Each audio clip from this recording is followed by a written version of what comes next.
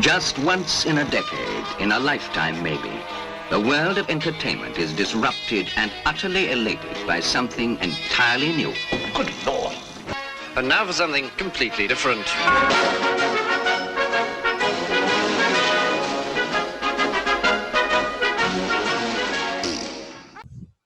Good morning, good afternoon, good dawn, good dusk, wherever you are in the world. Welcome to, well, the Just When You Thought You'd Had Enough Guerilla Cricket podcast.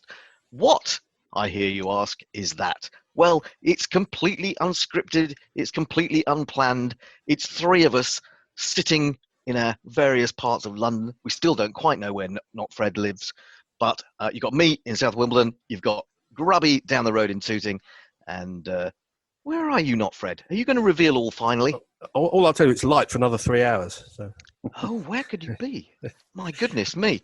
Now, well, I say it's completely unscripted, but of course there has to be a kind of a script or a little bit of, something to prompt you, I suppose. Now, one thing that struck me as curious today, and you may have seen this, in the last few days, is that bizarrely there is a bank advertising at the moment, and on it they have gorillas playing cricket. Now, is that remarkable? And if it's not remarkable, can you think of a more remarkable cricket-based advert? Well, I think we need to approach them. Our marketing team need to get onto them forthwith. See if we can have a strategic tie-up. We should bring in our marketing expert, who's the third of our triumvirate here today. You haven't introduced anyone, have you? So was I supposed to do that? Well, of course, I'm Guerilla Hendo. Everyone knows me. And beneath me on the screen, although you may not be able to see this because it's a podcast, is Grubby, whose beard is getting sort of commensurate length with the top of his head. It's extraordinary. You could He's got an enormous forehead mattress with that. You could. It's absolutely incredible. But he looks very relaxed and very happy. And then on sort of above that'll be the gin. Grubby, that'll be the gin. Yeah, well, it has to be. Above him is the man they love to hate, the 600-pound man-child. It is indeed none other than Not Fred Titmus. I thought Ditch was in the room. Sorry. Oh no! Sorry, it's you. Have you got a mountain of tacos in front of you? No, I haven't actually, and I haven't even got a drink to hand. I have. I've worked this out very badly, so we'll have to have a break at some point for some refreshments. I have not seen this advert in question. I don't want to mention who it's by because Grubby is a marketing and an advertising expert, so he must be on the ball with this one. You know about this one, Grubby? I could indeed tell you who it was, but given that I work for a rival bank, in their marketing department, I probably shouldn't. But thinking of other cricket commercials, another one springs to mind for another bank, which is known in this country for long-term sponsorship of various competitions. And you'll remember, or perhaps you won't, but maybe I'll jog your memory, that they employed the services of one Michel Vaughan not too long after he retired. And they put him undercover, didn't they? The undercover club cricketer. Yes. Do you remember that? Yes, I do. Yes. Not that this is quiz night tonight, but I will give either of you 2 points if you can remember the pseudonym, the name that they gave to the Michael Vaughan character. You remember he wore all the rubbery face and the nose and everything, and I think he scored about 28. Yes. Looked really good, and then nicked off behind. So it didn't quite work. Yeah, and he had this terrible long hair, didn't he? It was like sort of a really bad Australian mullet. Well, I never saw this advert, but it sounds perilously like a Jeremy Beadle stunt. I mean, that's how bad it sounds. It was like that a bit. Well, I'm a bit worried about you, Fred. That a man who professes to know so much about the world, that you have not seen either of these adverts. I'm not much of an ad man, to be honest. You don't watch telly, do you? Even during this lockdown, I don't think I've watched any television that post-dates around 1988. Oh, really? Yes. I'm watching like The Sweeney and Minder and the occasional Professionals. I always thought that when they show those programmes, they should show the ads that were happening accompanied them. Yeah. So you could have Heineken reaches the parts other beers cannot reach, which is obviously still going, isn't it? Though. No, it's illegal to say that now because you can't suggest that consuming alcohol makes you more successful or more sexually appealing or anything like that. Even though we all know it does. Exactly. Yeah. Well, imagine that you're not allowed to tell the truth in advertising. If I didn't have alcohol, neither of you would be sexually attractive to me. But since you have. But since I have. And as you can see, I've got various pairs of goggles on, actually. I've got 3 pairs of glasses on. Which ones are the beer ones? Well, that's a good question. Yeah, you don't want to get the wrong one, do you? Because that could cause all sorts of problems. So Yeah. Ideally, you want the glasses that make us look slightly less attractive than we are in reality, so that if you do make a clumsy lunge, at least your expectations will be met. I suppose clumsy lunges. Are these gorillas any good at cricket? Well, actually, what they are is kind of in a way a bit like us. They're kind of dressed up as gorillas. I think that the whole point of the advert is that they go to the zoo. People go to the zoo, and they look in and they see basically these guys dressed up as gorillas, and then they start playing cricket, and this is sort of an anti-fraud message, basically. And one of the blokes says at the end, "I auditioned for the Otter." It's quite a good line. It's quite funny. Is it Ian Lomax of the Lancashire Action Group in the Guerilla mask? He hasn't actually mentioned that to me. I suppose it could be. I suppose we need to get onto him, really. He's gone big time. Has he gone big time? He must. Obviously, the Lancashire Action Group newsletter is the gateway to greater things in the world of advertising. Yeah, I suppose that's true. Well, let's go back to Michel Vaughan and his pseudonym in that game. I think it was Lance somebody. Any advance on that? Any advance on Lance? No point asking Not Fred. But I thought you called him Michel Vaughan, which was... Vaughan? Oh, yeah. Newcastle goalkeeper. Yeah. No, well, I'll reveal all unless you've got any advance on Lance. Reveal. Yeah, go on, reveal it. Someone's going to tell me. Forgotten, haven't you? I'm pretty sure it's Gary Watson. Oh, Gary Watson. Gary Watson. I would think it'd be more funny. It'd be much more funny. It would have been much better if it had been Gary Wilson. And if nobody had recognised Gary Wilson, that would have been hilarious. No, but if Tony was commentating on that game, he would have called him Gary Wilson for the whole game, even though he wasn't actually playing. Well, he'd probably call him like he did in Ireland. Actually, to be fair, which is we shouldn't say about our absent colleagues.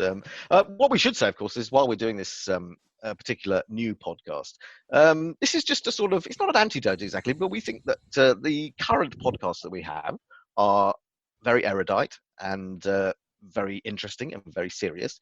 And we just thought, well, we would just do something a little bit different, which is us just being us, I suppose. Yeah, I think people who listen to us regularly like to think that what goes on in the green room is many hours of great conversation. And that's perhaps what we're trying to recreate here. And if we talk for about 6 or 7 hours and then we remove all the libelous bits, we should get about 15 or 20 minutes worth of good copy, I would have thought. I don't know whether it'll be as much as that, to be honest. And to, we'd have to lay into some people, wouldn't we, to be honest? I've got a little list. Genuine stuff. Oh, you got a list? Have you got a list? I've got a little list, yeah. Who's on your little list then? Well, I was going to talk about, we ought to discuss guerrilla cricket because that's the reason we all know each other. I don't think we would have probably have met had it not been for guerrilla cricket. We don't have any friends in common. Some of us don't have any friends at all. But there have been some occasionally entertaining moments off screen at guerrilla cricket, or sometimes just slightly behind the screen. Hendo's looking very worried as I mentioned this, but I am actually, because I can't remember any of them. I was asleep for most of them. Well, that's true, and those moments have provided great hilarity. But I'm remembering a time when I was on air with a guest that we had who'd come all the way from India, and who joined us on the sofa, and it was in the first series we did from Sydenham, and he was a long time listener, and he'd come to England and he joined us on the commentating chairs, and he was enjoying himself. Let's be honest, he was enjoying himself, and he was relaxed, and he was having a drink, and he was having another drink, and before we knew it, relaxed as a newt. Before we knew it, he had gone from being vaguely understandable to being completely blind drunk in about 4 minutes. Did you say before we newt?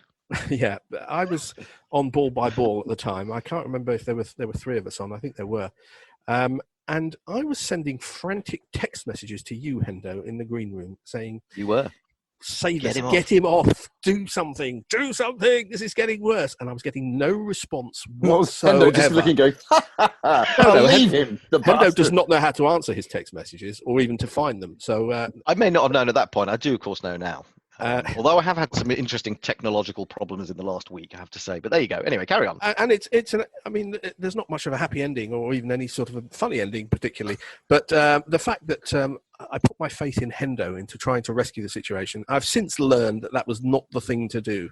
Get the bear wherever he is, get him to sort it out, and he'll do it in 10 seconds. Don't text Hendo is the motto. Well, how did that day wind up then? Because I was listening actually. I think we got him. I think he was in a coma by the day's end, wasn't he? Well, the curious thing was, and those of you, I mean, it's not a big secret who is. We won't actually mention him by name because he might listen to this anyway, and then he'll probably come after us for the last time. Yes, exactly. He'll be off to Guerilla Cricket South Africa again, won't he? But basically, he was. I tell you, listener, he was drinking from a bottle which I thought was water, and water tends to look somewhat like vodka, and that's what it turned out to be. I don't know. He put away a lot, didn't he? In that morning, half a bottle or so. At what point did he fess up that it was vodka? Oh, I think maybe it's just my stupidity. I don't think that he was trying to hide the fact that it was vodka. Oh, put it this way, Grubby. It became apparent. Right. Was it where you were trying to wake him up once he'd gone comatose and someone he did caught a whiff of his open top? He did sleep it off for many, many, many hours. Either that, or we went over to say, what is in this tap? And obviously turned it on and thought, this is tremendous. Getting vodka pumped straight to Sydenham, that would be an extraordinary thing. So Grubby, I think you've spent a little bit less time at Guerilla Cricket than the two of us. It sometimes feels longer, yeah. Oh, yes, it does stretch into many, many years. But what were the funny incidents that you can recall that have happened on or off screen, or on or off mic over the years? Well, I still feel like a bit of a newbie sometimes. And then I recall that I made my debut back in 2016, so it's not exactly yesterday. You're fresh meat as far as I'm concerned. Thank you very much. And sometimes I have to be in a certain set of company to get the sort of compliments that I would like. It's like going to my old man's golf club, where he sits there with a load of 80-year-olds and people call me young man. It's, nice. Young man. Very, very, very much a similar sort of thing. So anyway, I'd written a piece. I've mentioned this on air about 400 or 500 times, but I'd written a piece in The Independent in which I had talked about my love of commentary, sports commentary generally. And in that, I talked about some of what I call the new kids on the block, one of which was Guerilla. Although at the time, I recall when I wrote it, because I used to listen back in the sofa days, and as far as I knew when I was writing this piece, it had ceased to be, much like our dead parrot. And so in my extensive research, I did a bit of Googling. I realised that sofa had become this thing called Guerilla Cricket, and I thought, praise the Lord, how marvellous. And I wrote this article in praise of you and some other people and tweeted it to you. And then I was doing a bit of work in Barcelona at the time, and I remember getting this direct message back saying, thanks for the nice mention. You should come in one day. And I thought, yeah, that sounds good. God, we were desperate. Yes, yeah, someone you'd never met. Yeah. So I said, yeah. And then I tipped up 23rd, 24th of June. It was the day after the referendum, which we'll not get into, but it was the day after the referendum, just to pinpoint it in your memory. And I tipped up, walked in what is now the studio, but at the time was the sort of green room, if you like. And there was Bear rolling one of his funny cigarettes on the desk. And he looked at me, a bit bleary-eyed, and I thought, these are not my sort of people. We had a thoroughly lovely day. It was a one-day international against Sri Lanka. My first bit of ball-by-ball was a wicket. First ball? Flunk it bowled. I should have looked this up before. Was it Matthews? I can't remember. But first ball. So I thought, what a whale of a time. Anyway, it was only sort of months later, and I was recounting this story to Bear, among others. And Bear looked at me and he just said, be honest, Grubby, I'd forgotten you were coming in. That does happen. That does happen quite a lot. So, I just thought I was getting a lovely welcome and people could feel they could do whatever they wanted in front of me. I was already welcomed into the ample bosom of Guerilla. But no, he'd just forgotten I was coming. Well, nowadays the rosters are much more carefully managed. I don't think you'd have slipped through the door without knowing the right passwords. I do think there is some sort of signal. I think between if you are a natural guerrilla, if you're part of the tribe, you come in and it's almost like you just click your fingers and think he'll do or she'll do. And I think we had that sort of feeling with nobody. Nobody, no, actually. No, I think we did. My first stint of ball-by-ball commentary was actually when we were from the studios in central London under the Post Office Tower, or whatever it's called now.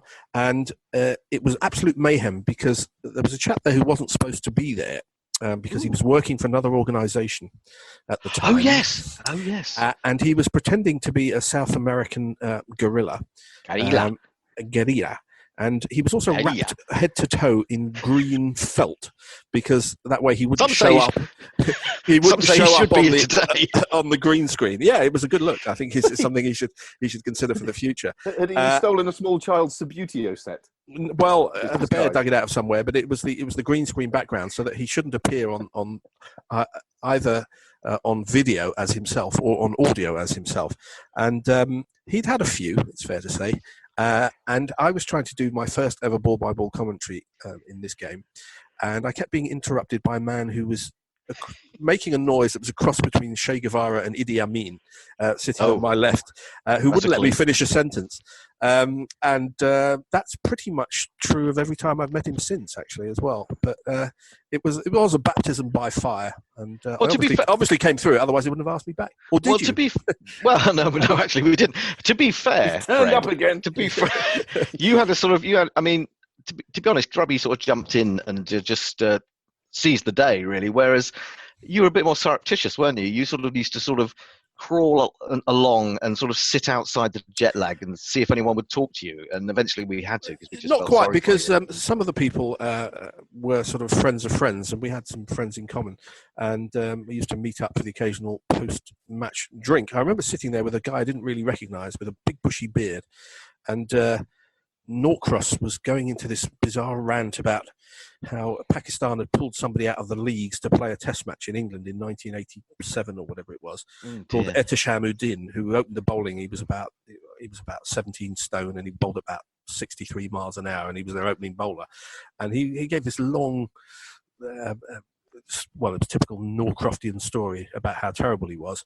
And then finally he paused for breath, and the bearded little chap in the corner said, "He got me out." It was Graham Fowler. I was Graham Fowler. It was great, yeah, and he's not been the same since. I thought he removed his beard and said, "I am Ehtisham." No, it wasn't. It was Graham Fowler, who indeed was, I think, LBW to Ehtisham for about 15, when he should have been cashing in big time against the lousy attack. But, he needs to talk to Gary Watson about that. Yeah, that's kind of worrying. He also, when that crazy game Surrey against Lancashire in 1990, I think it was, when sort of 800 played 900 on an absolute road at the Oval, I think Graham Fowler was run out for about 15. So he has, to be fair, he has missed out on some.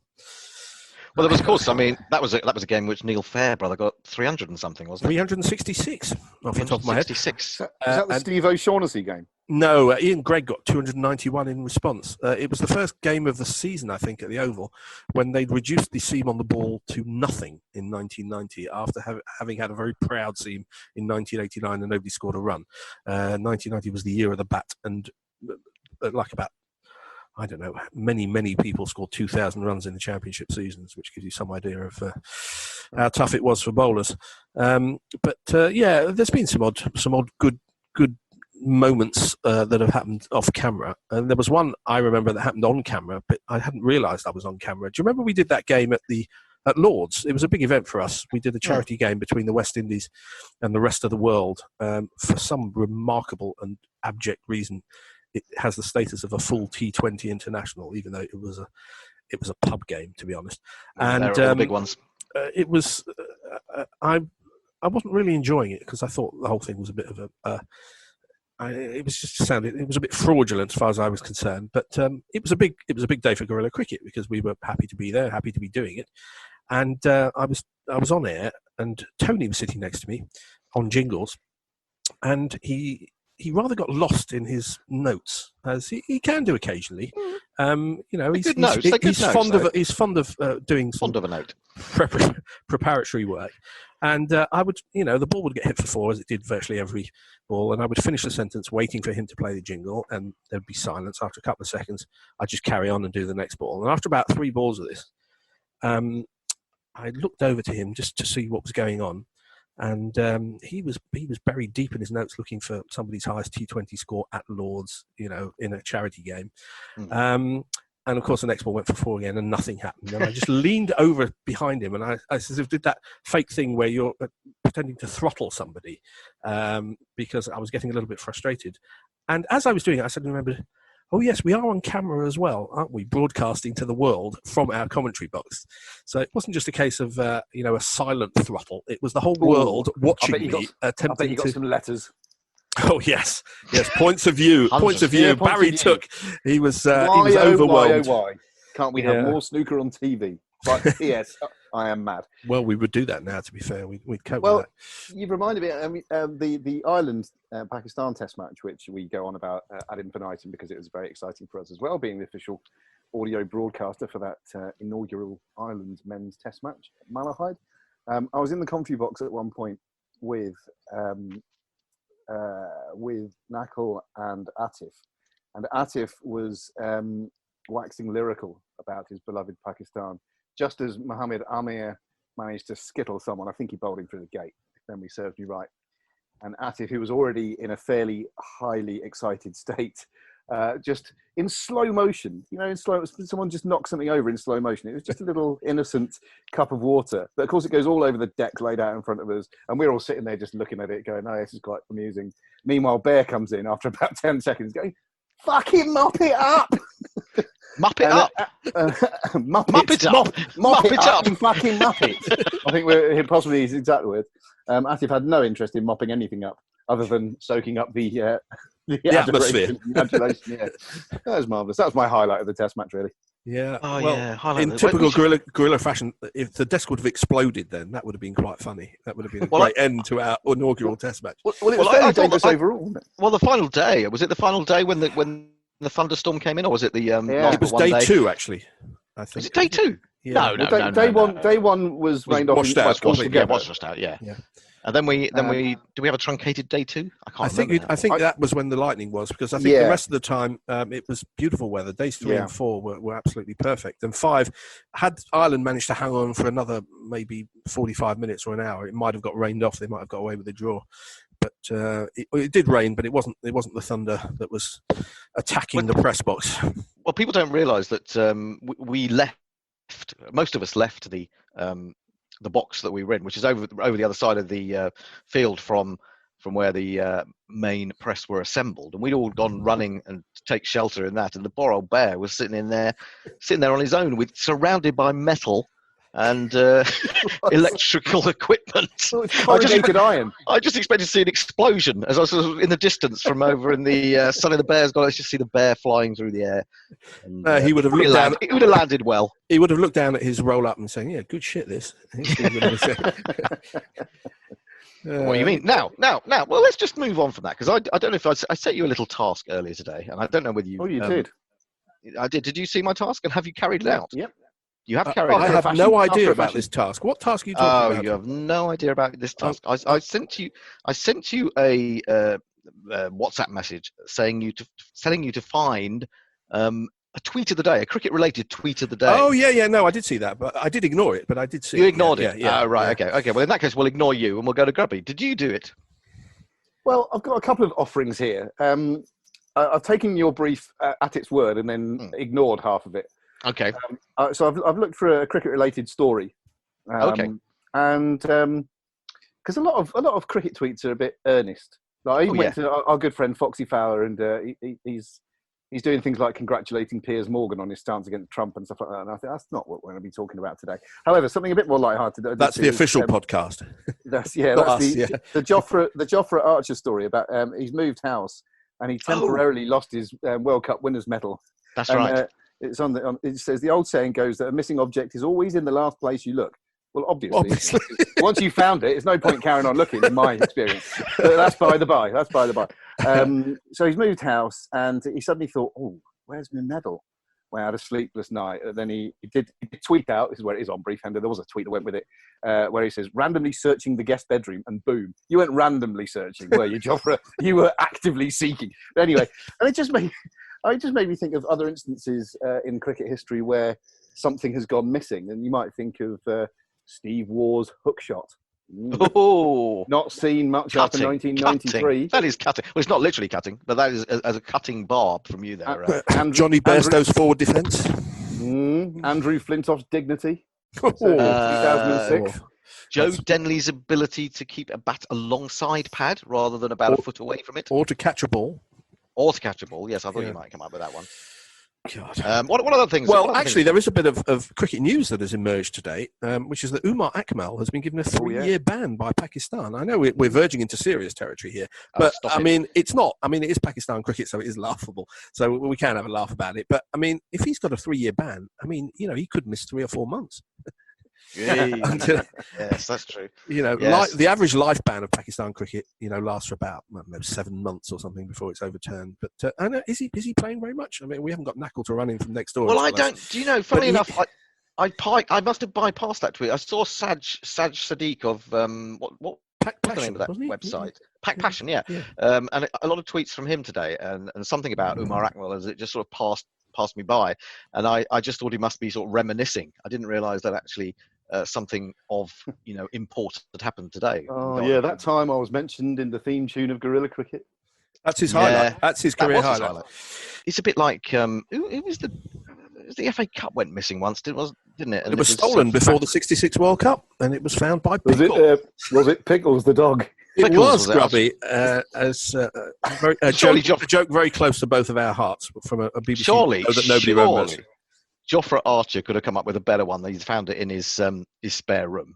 I mean, he really, if he had any imagination, he would have had a dog walk up to the front door, stand on its hind legs, ring the bell, and have his medal in its mouth, or even round its neck. Maybe that would have been stylish, wouldn't it? I think that just finding it in his spare room it's a bit of an anticlimactic feel for that story. I have to say, well, he could have made a lot more of that story, couldn't he? I mean, he could have done with the finding of the medal. He created a far more interesting narrative around it. That worries me though. Does that mean that Jofra Archer is just cricket? If he was a sort of more rounded individual who's seen a bit of life, as they always say. The press always loves someone who's seen a bit of life. Wouldn't that have been better? He would have come up with something a little bit more fun. No, just stick to bowling, mate. I suppose when you're that good at it, I suppose you can really, can't you? So you didn't look up a tweet then, Fred? No, but I rescued myself by talking about Umar Akmal. So oh, okay. In that case, I was a little bit concerned with Jofra Archer's medal that the bear might have nicked it because he was at the World Cup final, and when he was leaving, he was sort of looking around for souvenirs, and I was hoping that Jofra Archer's medal wasn't one of them, because that would have been quite embarrassing. So but also he had the opportunity. We've just been watching a bit of Death on the Nile. He had the opportunity, possibly had the motive. We know he's a magpie of a man. You're using your little grey cells there, Grubby. Oui, mon ami. Well, I guess on the basis that Joss Butler sold his or auctioned his sweaty World Cup final shirt off for 66 grand the other day, albeit for the NHS and a fine cause. I think if Bear had managed to get his paws on that medal, well, it could have solved all of Guerilla Cricket's financial problems. Well, it's selfish not to commit the crime, really. I think so. He would have had some difficulty when it comes to the provenance of said item. I think it might have only been, that might have dampened down the value slightly, because he couldn't have actually proved that it was given to him in a drunken stupor by Mr. Archer later on that night. I heard he planted it in his spare room earlier today. Yeah. If only we knew where to look. The replica. All right. Well, I'm going to move on from Jofra Archer. I'm going to tell you that I did do the thing that I told everyone to do, because I'm a good boy and I obey myself. My tweet of the day was Cricket Badger, who is sort of connected to one or two of us in a sort of very peripheral way, and I'm sure would come on the program if he was down in this neck of the woods. Responded to the fact that there is a particular other podcast recently produced, saying, "I'd rather punch myself in the face than listen to a Harry Gurney podcast." Can we all be agreed on that? I thought you wanted us to replace Harry Gurney's name with somebody else's. Well, that might be a good game, actually. But there's too many of those, I would imagine. Well, especially since we're the alternative Guerilla Cricket podcast. We don't want to slag off the official Guerilla Cricket podcast, do we? I think we should put this out under an assumed name, and maybe it's a bit, it's a bit like you two playing in a pub, or one of those big bands. I want to do it very quietly. I think the visuals are an integral part of this. Don't you not think? Well, I think certainly with my varied eyewear, I think that that would be. I don't have very focals, therefore I have to have 3 different pairs. Because when I look at my sheet in front of me and then I look at you, obviously if I have to keep switching them around, and it's beer goggles for me. Remember beer goggles? Oh, beer goggles, yeah, beer goggles. Hang on, where are they? I think I may have put them down somewhere. Get your sheet together, Hendo. The other thing, of course, you get with what you get with having the visuals, as you can see, my late deceased, not late podcast, late cat on the wall behind me. What was said cat's name? Said the cat's name was Barry. Oh, well, it's not a very cat name, is it? Well, it was, especially because she was a girl. Oh dear. I love we didn't know people's names for cat. I didn't know that you had a Barry. I like to think that Douglas, our cat, is very much in that vein. Douglas, cracking name, Douglas. It has to be said. Yeah, send us a picture over of your dead cat, and I'll see if Douglas likes the look of her. It's a bit late for him unless he's into really weird stuff. Cat blind dead date here on the alternative Guerilla turning ones podcast. Into twos since 2015. Dead Cat Bounce. What was Dead Cat Bounce? Was that some sort of film or was that a book? I can't remember now. Or was that just a phrase? No, it's just old people trying to remember things. Oh, okay. Yes, well, there is that problem. Maybe when we get to that point, we should just, I don't know. You know how in Monty Python they just used to go and they cut across something, wouldn't they? A large foot would come down and stomp on everything. Whose foot? Well, I suppose we need the bear's foot, really, don't we?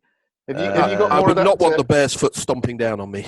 Well, possibly not. Possibly not. Have you got more of that tweet, Hendo? Was that it? Was it just about no, that was it. That was it. I just wondered whether we might get into a serious discussion about how much we find Harry Gurney annoying.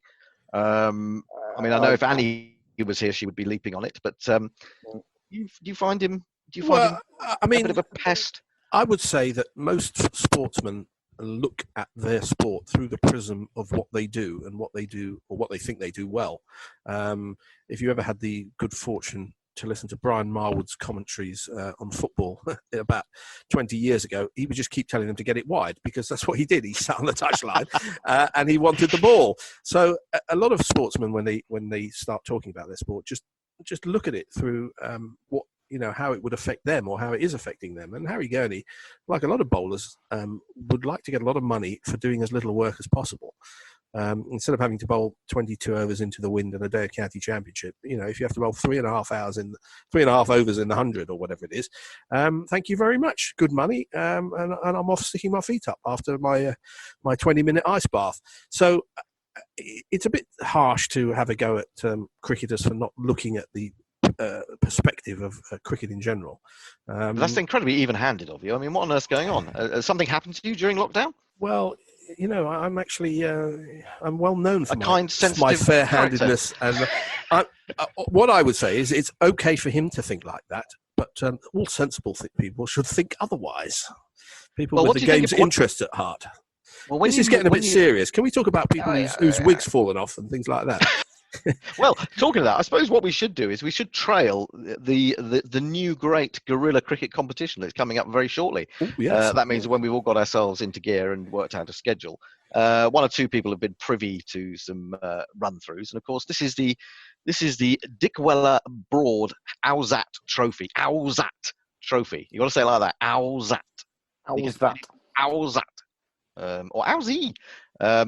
Because we are going to have, over the next few weeks, 15 games of Owsat cricket. And if people don't know what Owsat cricket is, it's a dice game. And we've got some fantastic teams to take part. And each of the Guerillas, or not each of the Guerillas, but those Guerillas that are taking part, have a team of their own. Grubby has the Hair Weave 11. I think Fred has got the How the fuck did these lot play for England 11? That 11. Yep. And I've got the Fat Boys 11. No comment, I hope. We've also got the Beardy 11. Roger's going to take control of that. We've got the Bespectacled 11, which is being controlled by Tony Bishop. Nakalem Pandey has got the One Test Wonders. Now, he confused me about this because I thought One Test Wonders, we tend to think, we only played one test and he was rubbish and blah, blah, blah. But this is One Test Wonders with a difference. This is real One Test Wonders, as in ones that have done well in their one test. And that's a little bit different, isn't it? Was that fellow who hit 100 for the West Indies and never played again? That's the one. That's the one that no one can pronounce. Is he the captain? Yeah. No, Andy Gantome, it was, I believe. He died a couple of years ago. Yeah. Yep, that's the one. And the other one is the Ginger 11, which I was looking around through the team and I thought, who's got a wicket keeper? And it had Johnny Bairstow down. But there you go. And they still haven't got a wicket keeper. And then you asked the question again. Hey. So I just want to say that's a trail for what's coming up. If you watch our social media and various channels, you will find that we will be playing tremendously exciting, considering it's the bear, a little piece of lead, and a soup bowl. Yes, but it's incredible. I mean, the other day... Don't big it up too much, Fred. The other day, and I've never seen this done in Owsat. I've never seen this happen in Owsat. Shane Warne was bowling to Ian Botham and Raheem Cornwall. Oh, let me guess what happened. No, you'll be wrong. Whatever you guess, were there 6 threes in an over? Yes! Oh, you watched it, you bastard. Oh, dear. That slightly reminded me of when I got drafted into the firsts of my team for an emergency. When I was, I would never have fitted into the firsts in that club under any circumstances. But I was a little bit older as well, and for some reason I was batting quite high, and I had a really good batsman at the other end, and his first ball, he's laced it through the covers quite nicely. It's not going to get to the boundary, and he's going, come on, 2. I go, all right, set off for 2. And then the throw comes in, it misses the stumps. And then we had to do an all-run 4. The first ball having got out there. And, of course, none of those runs were mine. I'm saying at the end. And for the next 5 minutes, I was just going, no, I'll be all right. Just you stay there. You just hit some boundaries. I couldn't actually breathe. How your fat 11 managed to run 6 threes in an over is a mystery that will have to remain, I don't know. Who was it? Botham and Cornwall. Botham and Raheem Cornwall, yeah, absolutely. And it's a long way round as well because you have to run round each other to get to the game. So it's like 25 yards. Did they both have runners? No, they didn't. But that might be something. They couldn't both have runners. No. Or could they? The other thing I have to say is that not only was Botham, unquestionably, although in the run through the Fat Boys ended up on the wrong side of the result. Some dubious not outs, it has to be said. Ian Botham managed to score 92 and take 6 for 33. No, 133. Sorry, 6 for 133. Yeah. Off 6 overs. I remember when I played Owsat as a kid, we tweaked it somehow so that it was slightly more realistic in terms of run rate rather than sort of 18s and over. I can't remember how we did it, but somewhere at the back of a box, I do have some old scorecards from about 1982. If I can ever dig those out, they might make interesting viewing. Look, there's my particular box. Nice. I've got the little tin one. The tin one. It's not on me. Yeah, I think there's a little tin in here. Yeah. It's inside a box. Yeah, this one. It looks like a box of snuff or something. Yes, about it. As it should. Chewing tobacco. So you could, I understand that public schoolboys in days gone by would fashion their own equipment. So you get one of those, hexagonoid shaped pencils. Yeah. And each, do you know what I mean? And each face of that would be an event. So you could choose your own effectively. So if you thought the run rate was too fast, you make one of them a dot ball or a couple of them a dot ball. I used to do that actually. I used to play with ordinary dice. I had a game that I developed for myself and used to play while sitting under the table, ignored by the rest of the family. Where basically I decided that the 6 could either be out or a 6, and it was depending on my mood. If it was 6, he's out. And, so whimsical. I'm afraid that is rather, there's room for getting the ethics committee involved there, because if you decide whether it's a 6 or whether it's not a 6, then but I was only playing against the integrity of the game. If you were playing Umar Akmal, can I make a plea for a section of the show called non-cricket related hilarity? Yes, of course. So this will please my missus as well. This isn't anything new, but then when's that ever stopped us? I don't know if you've ever come across anything, something called customer support. God! I think it's been on.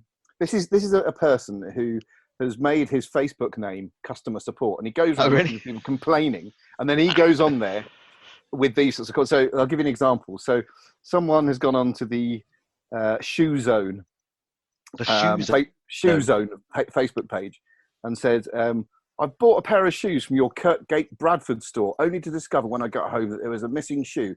There was only one shoe in the box. How is this even possible? I called the store and they questioned why I didn't notice in the shop. The assistant got me a pair from the back and took them straight to the till. So why would I check? The store are refusing to do anything about this and have acted as if I'm trying to scam them. I want refunding immediately. So then customer support comes on and says, did your car turn into a pumpkin too? And then the person comes back and says, aren't you the comedian? I can't believe the attitude of this company, and I will take this complaint to the top if I have to see who's laughing then. And then customer support comes back. Calm down, Cinders. We've had a sighting of your shoe. Apparently Prince Charming is walking around Bradford city centre with a can of special brew in one hand and your shoe in the other, whilst calling out your name. If you hurry, you might catch him. Let's see how funny you think you are when I report it to your head office. They close at 6, so you better hop to it. So, I mean, there's an enormous amount of fun to be had. I'll give you one more, because this really made me laugh. And this is particularly for my Mrs. Emma, who was in tears having read about 20 of these on the trot. And she read me this one out. So this is someone who's been into Tesco. The freezers in Tesco in Loughborough were broke again. It keeps happening when it's hot. Why do you not distribute existing stock in the working fridges instead of hiding them away? I spent ages looking for fish fingers in the working freezers, but no fish products at all were to be seen. I eventually found a shop worker who then disappeared to find out where the fish fingers were, but didn't come back. I then found someone else who disappeared for 10 minutes, then returned, saying he'd found me a box of fish fingers in the back. It was a very frustrating, drawn-out experience. Customer support comes on. The new Finding Nemo film sounds shit. Hey! Well, the funniest thing I've seen this week is actually from Grubby's domestic situation, where there seems to have been some things broken and or spilt in the Grubby household, which has led to a wonderful letter written by. How old is your eldest? 10. 10. He's got 10. Good handwriting for 10, and top quality syntax. And particularly, I was impressed with the punctuation. Those quotation marks were wonderful. Yeah, and this is the letter in question. It reads as follows: Dear Mum, we are very sorry that we, in inverted commas, spilt the gin and, in inverted commas, broke the printer. You presume we spilt the gin, but I can assure you that we did not. Capitals, those last bits. You might have spilt the gin without knowing it by accident. That's true. In caps. We love you very much, Bertie and Freddie. XOXO. All of that on mischief-managed notepaper. Yeah, I think the official reaction to that is oh, bless. I don't know where they got those conniving ways from. So I hope that the Grubby household is getting back to normal, and the gin has found its way back into the bottle, and the printer's working again. And we should perhaps bring this star-studded evening. Should we adjourn? Till next time. Maybe we'll have some other guests as well. I don't know. I suppose. We might invite a few people. Like true gorillas, we have to hide, and we have to do it when nobody's expecting us. Exactly. We'll just leak it out into the world.